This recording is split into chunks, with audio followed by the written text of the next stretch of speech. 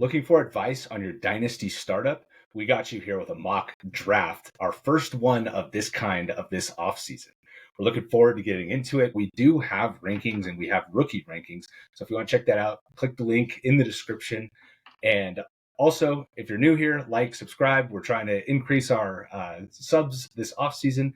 Got to 400 recently, so now we're on to the 425 goal. Obviously deep in the offseason at this point. If you're listening, we really appreciate it. So we are going to be doing 3 wide receivers, regular tight ends, so no premium on the tight end. We're going to be doing Superflex, and we're doing vets only, so there won't be any rookies in this mock draft.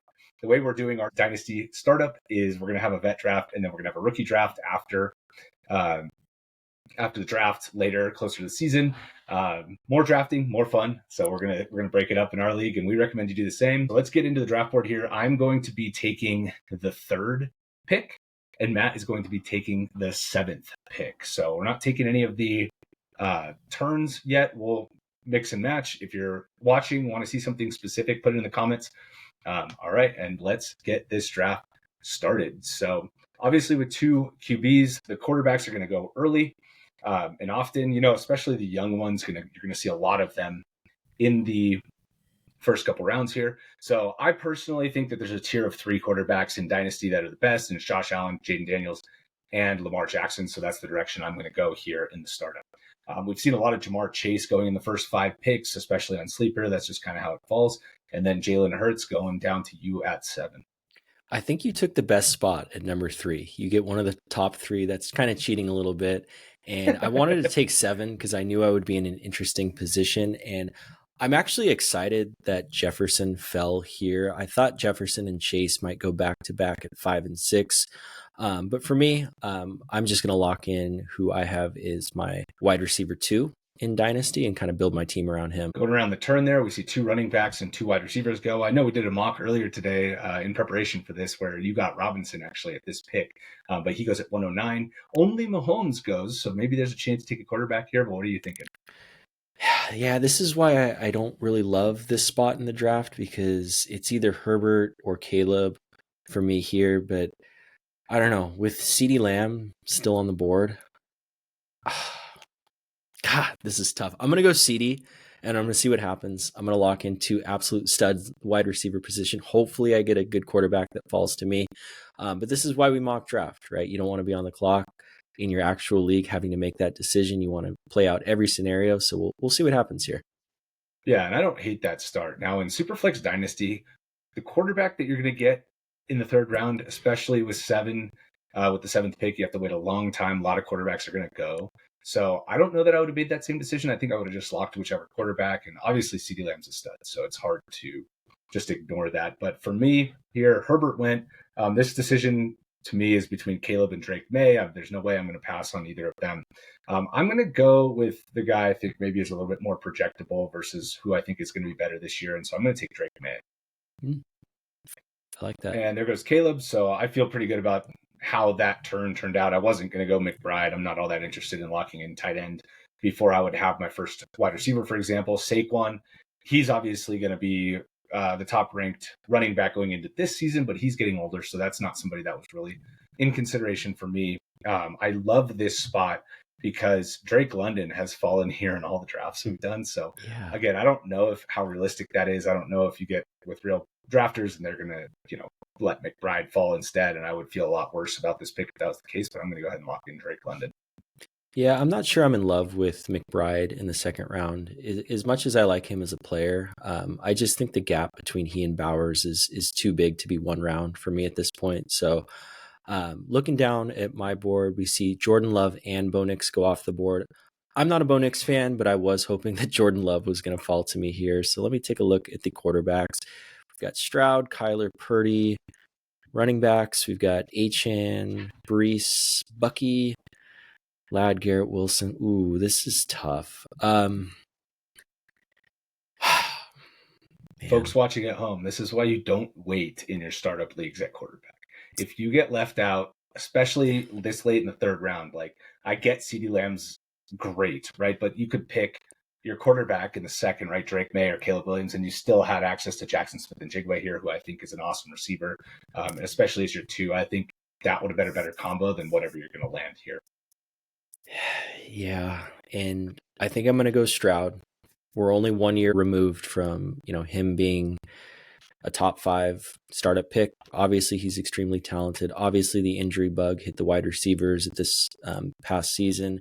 I am hopeful, even though they brought in Christian Kirk, that they will still draft maybe like an Emeka Ibuka or someone that can help bolster this offense. Obviously, Nico's a stud, but I think CJ Stroud, given how young he is, I think that's something that I don't know I'm super excited about, but at this point, just given how I drafted the first 2 rounds, I think I'm going to have to take. Now, swinging back around, I can double dip here at quarterback if I want to. We've got Kyler, Brock, Baker's a little bit older. Let's take a look at the running backs: JT, Kyron, James Cook. The wide receiver position, AJ Brown. I know he's like a little bit older, but for me, he's such an alpha, and his spike weeks are so big that I am going to have the best wide receiver trio in the league by far, barring anything crazy. So I'm going to go in that direction here, not try to reach on someone else, and just build my team that way. Yeah, and that's he's been in that area of the draft here, and you see how good the receivers are up to that AJ Brown point. I really think that they kind of fall off after that. You're looking at T. Higgins, who not in love with, and there's a lot of twos. Chris Olave with the concussion issues. Jordan Addison has some upside on a week to week basis, but you're not counting on him for very consistent week over week production. So Yeah. the wide receivers after AJ Brown feel like a pretty big drop off. Rashi Rice, I'm not really in on him. I know he's young and I know he's good, but I Yeah. think the circumstances there are changing a lot with Worthy. And also he's coming off a major injury. Like I don't know. I could be wrong there on Rice. Maybe he's just fine and he does get to play with Mahomes, but overall I'm not crazy about that. So looking overall, Sam Laporta, solid tight end. Again, I'm not really looking to fill the tight end position early in a startup draft. I want as much young projectable talent as possible. And so, like for me, I have been drafting this guy in the next round, but I think that Roma Dunze has a chance to elevate his game into a one. That kind of makes me wish I would have taken Caleb, so I get that long term stack there, in Dynasty. But I'm going to go with Roma Dunze here. T. Higgins, Taylor, Cook, and Lawrence. So some people probably think I could have gone with Jonathan Taylor there. I'm not a huge JT fan, just in general. And I'm not a fan of taking running backs in startups very early. I think the better way to do running back in startups is either get somebody super young, Devon Achane, if you're going to go in on somebody early type of pick, and then fill out with older guys later in the draft. Kamara is going to be late. Aaron Jones is going to be late. And then in your rookie startup, especially this year, if you're starting up, the running back class is so deep with your rookie picks that I think that that's the way I'm going to be building out teams for this year specifically. So I'm looking overall, right? I mean, all of the players here, there's no receivers here. You got to scroll down a little ways to find Devontae Smith and Chris Olave. But that's the direction I'm going to continue to lean in here. I already have my quarterback, so that takes all of these guys off. I'm not looking to go tight end. Jacobs and McCaffrey, they're just too old for me in startup to be considering at this point. So I'm going to go all the way down to Chris Olave. I think that he is still going to be very, very good. I think he is getting ranked low in 10-team leagues. He's getting ranked right around the 6-7 turn, but I have a lot of faith that he can bounce back and he still has alpha capabilities in that offense. I'm kind of glad that you took Olave there because I would have been extremely tempted to take him, which would have looked like a lot of my drafts that I've done. If anyone doesn't know, I'm a massive Chris Olave fan. So really hoping that that pick pays off for you here. But I actually like where this fell to me here because now I can take Brock Purdy. With Stroud, I'm not going to have, the top end quarterbacks, but Purdy's shown he's consistent, he's solid, he's great. Obviously, that team's going to look a little bit different this year, but I think Pearsall hopefully will take a step forward. Jennings is just awesome. If I would expect him to miss, I don't know, what do you think? He's going to end up on PUP the first 4 weeks if he doesn't get traded? Yeah, I would absolutely expect that. Yeah, he's still recovering. He got hurt in the middle of the season last year. I don't think he's going to be ready for opening day. Yeah. But overall, great offense, great player. Purdy's still very young, too. I think Purdy's only like, what is he, 26, 25? something like that. I think he's 27. Oh no, he's only 25. Oh Yeah, he's wow, only yeah, that's 25. So definitely younger he's than I was thinking. yeah, so it's important too. Like always pay attention to that too, because a lot of the second year guys, Bo Nix, Michael Penix, they're the same age as these like veterans in some cases. So Penix is 24. I think Bo Nix is 25. I want to say. Yeah, he is same age Yeah, as Purdy. yeah. And so while it might seem like Bo Nix is this new young hotshot, they're the same age. So I actually really like this pick. So I'm liking the way that this draft is shaking out. There goes Penix, Goff, Mayfield, Devontae Smith, CMC. Okay, so now I've got 3 wide receivers, 2 quarterbacks. I'll take a peek at the running backs. Kenneth Walker, I really like him. He's still very young. Derrick Henry's obviously quite a bit older. The wide receiver position, Worthy Flowers Addison. That's interesting. Wasn't a huge Worthy guy coming into the year, and I'm still very skeptical. But man, there's a lot of upside in there. I'm going to go Worthy. Okay. All right. I'm going to do it. I don't know. Nice. What do you think about that? That was who I was hoping was going to fall. Okay. That's another reason why I'm not a huge Rashid Rice fan is Xavier Worthy, right? He's 21 still. Yeah. And we saw him pick it up in a major way over the second half of the year, right? I mean, obviously they didn't play their starters the full allotment, right? He only played 3% of snaps, just basically got the start to keep the streak intact and then was off. But look I mean, he was super good over the last, 3-4 games of the year. And then in the playoffs, we saw him take off. I mean, he was so heavily involved, and not necessarily that playoff football is going to project into the next year. We always have caution about that, but I do think that he took a big step forward halfway through the year, and it really showed up in the playoffs and big time games. I think he's going to be a major part of the offense, and a big reason why I'm not a fan as much of Rashid Rice, because he was getting such a monster workload through his first 3 games. And it's like, okay, I don't project that that's going to be how it plays out with Worthy there. And so I really like the pick. I was really hoping that he was going to be the one that fell to me. So looking at the all now, right, I don't have a running back yet, so I could theoretically look at running back, but now looking at the top of the board, the running back is not like the obvious value. You got Chuba Hubbard here, mix in Montgomery, right? This is what I'm talking about, though, that I'm looking to get down into this range before I'm looking to really lock in a running back, unless I hit on somebody like Achane early, which it hasn't really been working out like that for me out of this spot in mocks. So looking back overall, I'm going to continue to lean into like the younger, higher upside wide receiver type of setup here. And I'm going to go Jordan Addison. I like that pick. JMO. That was who I wanted. And the reason I like Addison long term too is, there's a chance that Minnesota doesn't re-sign him and he goes somewhere else and ends up being the number 1. I think he's fully capable of being that. So if that happens, he's an extremely valuable asset. Yeah, I agree for sure. In our league that we're doing, we're setting it up where you can only have 3 quarterbacks on your active roster. So getting a third one isn't necessarily as critical for us. If you have an open roster spot, or open on how many you can hold, you might want to start thinking about where you find this last tier here and like try and secure one. But knowing that I can get a starter kind of no matter what in our league has changed how I view quarterback, because I wouldn't mind taking JJ McCarthy here at all. Like that, locking in my third quarterback, having him be super young and taking over in an offense where, he should be set up to succeed.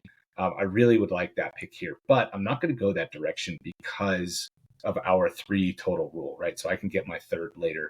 Instead, I'm going to go back to the wide receiver position here. And, I don't love George Pickens, but I do think DK Metcalf, who should be paired pretty well to take over as the number 1 in that offense. He's still not super old. He's still only 27 years old, which might feel like he's older than, or it might feel like he is older than that, but he's not. So I'm going to lean into the wide receiver depth here and pick my first bench guy before I pick either running backs or tight ends. All right, and there's some good quarterbacks. JJ, you mentioned. I do like Dak as a bounce back. I mean, we saw only 2 years ago he was the quarterback 3 on the season, right? And there is the option to stack him with CeeDee Lamb, but I don't have a running back either. Looking at that board, I've got Chuba Hubbard, Joe Mixon, David Montgomery. This is tough. This is really tough for me. Dang it. I think I'm going to go George Kittle with the idea behind that in the rookie draft, I'm going to target, one of the players in this deep tight end class. Obviously, Kittle will be my starter for, this year. I expect him to be, a top 3 if healthy, and then kind of build for the long term through the rookie draft. So I'm going to go Kittle here. Yeah, I don't hate that pick. It's a good pick for a win now situation, right? You secure one of the top 3 tight ends for this coming season. I'm actually surprised that he isn't ranked a little bit higher, honestly, because he's 31 now, but he still was as productive as ever. And there's a lot of concern around the weapons in San Francisco, so he could get off to a hot start this year and be have another season with top 3. Right? We see here 4, 3, 5, and 3. He has been as consistent as it gets. The only time he didn't finish as a top 5 tight end in the last 7 years was the year he only played 8 games. And he was still solid during that year. So I don't hate that pick at all. I like it a lot. Yeah, and I've got Purdy too. So again, I forewent the Dak stack and I picked up the Kittle Purdy stack. So let me swing back to the running backs here. This one's kind of interesting because I'm looking at Montgomery, Tracy, Kamara, Travis Etienne. So, with Montgomery and Kamara, you kind of know what you're going to get, right? And those guys are a little bit older. As much as I like Tyrone Tracy, I just think that there's a decent chance that they bring someone in. Maybe it was a one-hit wonder. I'm just a little bit concerned with that. So I think I'm going to go Kamara. The way I'm building this team is definitely to contend for this year after picking Kittle as well as those wide receiver studs. Yeah, it's interesting because it's in terms of value or in terms of trying to win, right? Those are good picks, but 7th and 8th round back to back with guys that are aging quickly. I know. I don't know how much I'm into recommending that if you want to go in on one guy and then take like a higher upside younger player, maybe. But again, you got to get a guy that's your first running back. I also have not selected a running back yet at this point in the draft. Going back to wide receivers, you got Chris Godwin. He's getting a little older.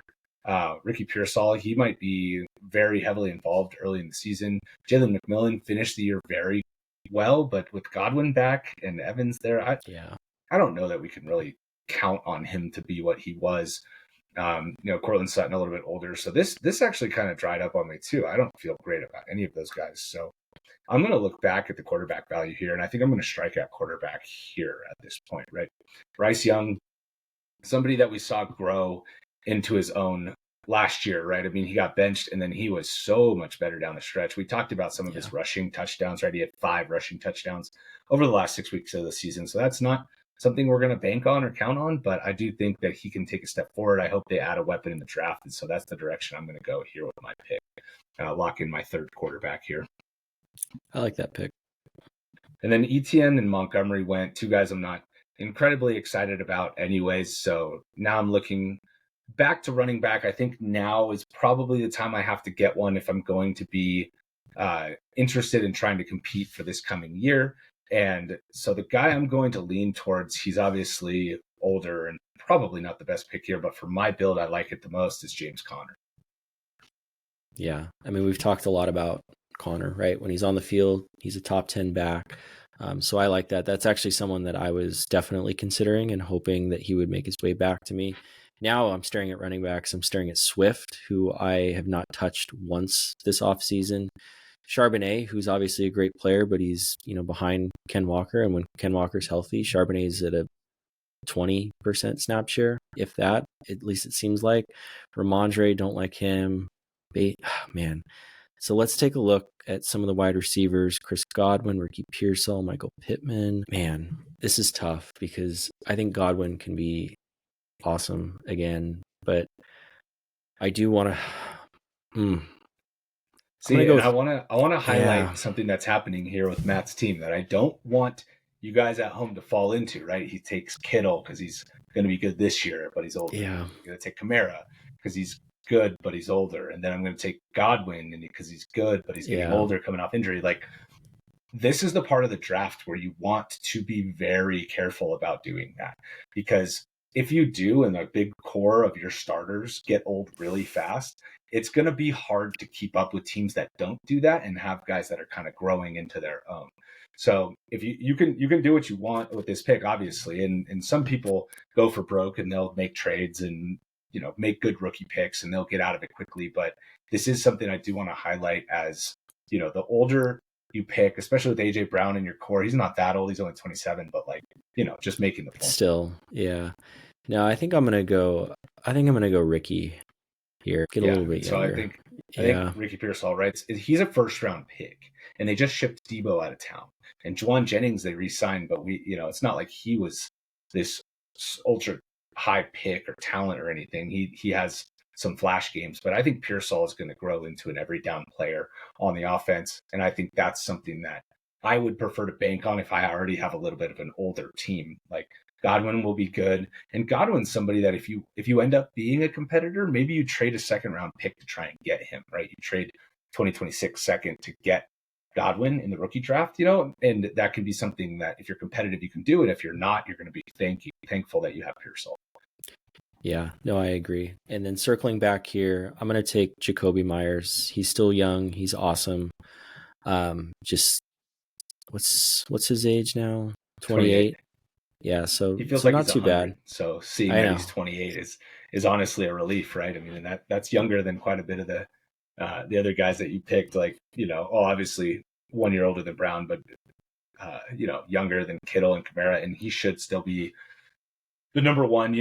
Pending draft, but I don't think they're really pursuing anybody in free agency that hard. And there's not really a guy in free agency that I feel significantly better about than Myers, even if they did join the team. So, all right, Adams, Shakir, Charbonnet go. Charbonnet's unfortunate. I was definitely thinking about taking him there. And now that I'm looking at this, right, I could go with Trey Benson and kind of lock down Arizona's backfield plan. So I could do that, or I could get in on Tony Pollard or Aaron Jones, guys that should be productive this year that I can kind of fill in or replace. But I'm gonna take a look at the tight end position here now, right? So I don't have anybody that I'm super excited about, and I'm looking at this and never mind, I don't even want to go there either. So I guess I'm going to be going back to wide receivers. So let's look at if there's anybody we feel good about their value. There's not really a lot of young guys left. This is kind of the part of the draft maybe that's dragging a little bit. I definitely wish I had Pearsall, so maybe that's even something to note too, is I took an old running back. He's going to be good, but I would rather have Pearsall than Connor. So in a startup, accumulating the best young talent that you can as early as possible, I think is the most important thing to do. So, why we mock, right? I would go back and take Pearsall and then, pick between the veteran running backs there in this pick instead. But I'm going to go with Cooper Kupp here. I do hope that he lands in a good spot. I know he just got cut, and I know he's very old comparatively, 31 compared to, Pearsall, who's 23, so I do, or 24. So, but I do think that Kupp can be helpful this year, especially if he lands on a team like the Chargers where he could be very involved, or if he lands on the Vikings and is their slot receiver, right? That would be a pretty good spot, I think, for him as well. All right, so Kraft and Ferguson went, so that'll make my tight end decision easier when we go a little bit later. But I am going to take Trey Benson here. So I'm going to go with the running back that's young that can replace Connor. So I don't feel like I have such an urgent need in my rookie draft to fill Connor's spot. I'll do it now. Yeah, I like that. And the next pick for me is pretty obvious here. It's Najee Harris. Just signed with the Chargers. I know I can play him as my RB2 this year. Not the sexiest pick, obviously, but still only 27 years old. Whereas the running backs, past him for the most part, other than Pollard, are not guaranteed starters. I say that as I look a little bit further down, and Aaron Jones is staring me in the face too. But he is, how old is Jones? Is he 30? 29. No, it says 30 here. So he's 30 now? Oh, he just played his 29-year-old season, yeah. Okay.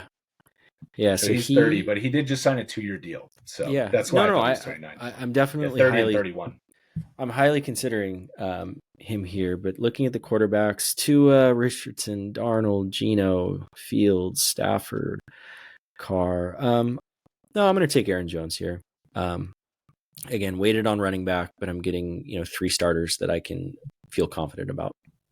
And then again, with this being a separate from our rookie draft, everyone knows how stacked the running back class is. Yeah, definitely. And Aaron Jones was the player that I was hoping was going to fall to me. So seeing him go there makes me wish maybe I should have taken him instead of Benson. But again, he's an older guy that, like, if you really need him, maybe you can trade a second, maybe a third round pick if you need to, or figure out a way to acquire him if your team's not if he's on a team that's not competing, right? I genuinely feel like the easiest spot to figure out in Dynasty is running back. So there's not a huge urgency to kind of like fill that out for me, as you can see, because I have Connor and Benson, right? Versus, I do feel good about all of my receivers all the way down to Metcalf. All of them are young. I feel like they all have star potential here. So looking at running back again, it's one of those things where I'm like, am I gonna like draft one of these guys? I don't know. Quarterback, we're gonna play it like we would. Only 3 on your active roster, so I'm not picking anybody there. In tight end, you mentioned it's a pretty deep class.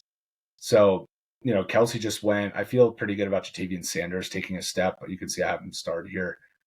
So maybe I'll take him on the way back. What I'm going to do here is go back to running back, and Jalen Warren is currently the starting running back for Pittsburgh. So unless they draft somebody or they bring in a free agent, which I don't even know who they bring in, Warren should have a role no matter what. So he's going to be the guy that I can actually play, at my second running back spot until something happens to Connor or until Trey Benson takes on a bigger role. So I feel good there. And then looking back at tight end now, like I said, I was going to take somebody. Ben Sinnott, he's somebody that I was pretty excited about, but seeing them bring back Ertz, I think not only kind of knocks him down a peg, even in Dynasty. I'm like, why, if he was ready, why would they do that? So I have reservations about him, even long term after Ertz is gone. I agree. So I'm gonna grab Jatavian Sanders here, and maybe that helps alleviate my need in the rookie draft a ton, because I do think he could be productive, and he was a second round pick last year. I have Bryce Young, so hopefully that relationship improves and he can be a productive tight end for me this year. We know you're going to draft Harold Fannin in the rookie draft. Yeah, Spoiler exactly. He's not available to me here, but yeah, I love Harold Fannin.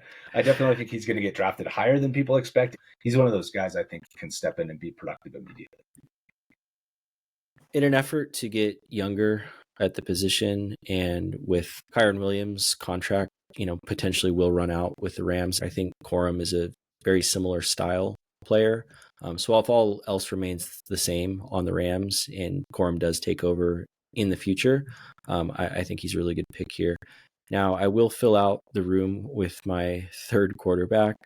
Tua is one of my least favorite players in the league. He also doesn't have a big chance to be here. This is a flaw in the computer's ability so to draft. It's like they don't draft a third quarterback anywhere. Right. Yeah. So I don't want to, inflate it a little bit. I will, look at some of these other guys, and I don't even know if Stafford would be here at this point, to be honest with you. You can take the one you want to take. Take the best player, and we can talk about him, I guess. Too. Yeah, I'll take Stafford here. I think that's fairly realistic in the last round. Yeah, and I agree with that too, with the age especially. And they just added Devontae Adams, so I'm pretty optimistic about Stafford this year for sure. And I think there's a chance that he can find his way into the top 12, maybe 15 amongst quarterbacks. So I like that quite a bit.